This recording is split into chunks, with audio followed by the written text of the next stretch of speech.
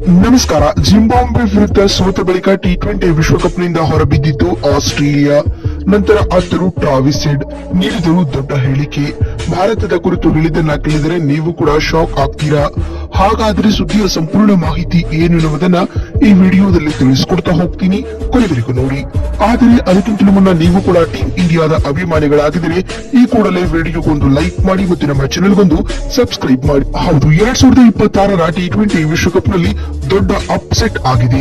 ವಿಶ್ವ ವಿಜೇತ multi time champions ಎನಿಸಿಕೊಂಡಿದ್ದ ಮೈಟಿ ಆಸ್ಟ್ರೇಲಿಯಾ ಟೀಮ್ ಜಿಂಬಾಬ್ವೆ ವಿರುದ್ಧ ಸೋಲು ಕಂಡಿದೆ ಸ್ನೇಹಿತರೆ. ಬಿ ಗ್ರೂಪ್ ನ ಈ ಪಂದ್ಯದಲ್ಲಿ ಜಿಂಬಾಬ್ವೆ ವಿರುದ್ಧ ಟೀಮ್ ಆಸ್ಟ್ರೇಲಿಯಾ 23 ರನ್ಗಳ ಸೋಲು ಕಾಣುವುದರೊಂದಿಗೆ ಸೂಪರ್ 8ರ ಸುತ್ತಿನಿಂದ ಆಲ್ಮೋಸ್ಟ್ ಆಲ್ ಆಗಿ ಇದೀಗ ಹೊರಬಿದ್ದಂತಾಗಿದೆ ಬಂಧುಗಳೇ. ಈ ಪಂದ್ಯದಲ್ಲಿ ಟಾಸ್ ಸೋತು ಮೊದಲು ಬ್ಯಾಟಿಂಗ್ ಮಾಡಿದ ಜಿಂಬಾಬ್ವೆ ಟೀಮ್ 20 ಓವರ್ಗಳಲ್ಲಿ 2 ವಿಕೆಟ್ ಕಳೆದುಕೊಂಡು 169 ರನ್ ಕಲೆ ಹಾಕಿತ್ತು ಸ್ನೇಹಿತರೆ.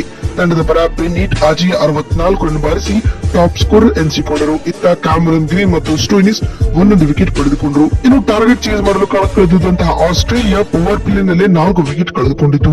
ಈ ಸ್ಲೋ ಪಿಚ್ ಮೇಲೆ 1 ರನ್ ಬಾರಿಸಲು ಕೂಡ ಆಸ್ಟ್ರೇಲಿಯಾ ಪರದಾಡಿತು. ಕೊನೆಯದಾಗಿ 19.3 ಓವರ್ಗಳಲ್ಲಿ 146 ರನ್ ಬಾರಿಸಿ ಆಸೀಸ್ ಆಲ್ಔಟ್ ಆಗುವುದರೊಂದಿಗೆ ಈ ಪಂದ್ಯದಲ್ಲಿ ಜಿಂಬಾಬ್ವೆ ಟೀಮ್ 23 ರನ್ಗಳ ಭರ್ಜರಿ ಗೆಲುವು ದಾಖಲಿಸುವುದರೊಂದಿಗೆ ಟೂರ್ನಿಯಲ್ಲಿ ಸತತ 2ನೇ ವಿಕ್ಟರಿ ಪಡೆದುಕೊಂಡಿದೆ. ಇನ್ನು ಅತ್ತ ಆಸ್ಟ್ರೇಲಿಯಾ ಈ ಪಂದ್ಯ ಸೋಲುತ್ತಿದ್ದಂತೆ ಮಾತನಾಡಿದ ತಂಡದ ನಾಯಕ ಟ್ರಾವಿಸ್ ಹೆಡ್ ಅವರು ಭಾವುಕರಾಗಿ ಈ ರೀತಿಯಾಗಿ ಹೇಳಿದ್ದಾರೆ.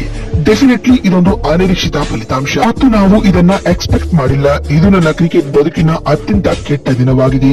ಇದನ್ನ ಸ್ವೀಕರಿಸುವ ಆತ್ಮವಿಶ್ವಾಸ ನನ್ನಲ್ಲಿ ಇಲ್ಲ. ಒಂದು ವಿಶ್ವ ವಿಜೇತ ಚಾಂಪಿಯನ್ ತಂಡವಾಗಿದ್ರು ನಾವು ಅಸೋಸಿಯೇಟ್ ಟೀಮ್ ಮೇಲೆ ಸೋತಿದ್ದು ನಿಜಕ್ಕೂ ನಾಚಿಕೆಗೇಡಿನ ವಿಷಯವಾಗಿದೆ. ಈ ಪಿಚ್ ನಲ್ಲಿ ಹೇಗೆ ಆಡ್ಬೇಕು ಎನ್ನುವುದು ನಮಗೆ ಅರ್ಥವಾಗಿಲ್ಲ. ಈ ಪಿಚ್ ನಲ್ಲಿ ನಾವು ಕೇವಲ ಒಂದು ಪಂದ್ಯವಲ್ಲ, ಬದಲಾಗಿ ನಮ್ಮ ರಣನೀತಿಯನ್ನ ಕೂಡ ಕಳೆದುಕೊಂಡಿದ್ದೇವೆ. ಇದಲ್ಲದೆ 2 ಅಂಕಗಳನ್ನ ಕಳೆದುಕೊಂಡಿಲ್ಲ.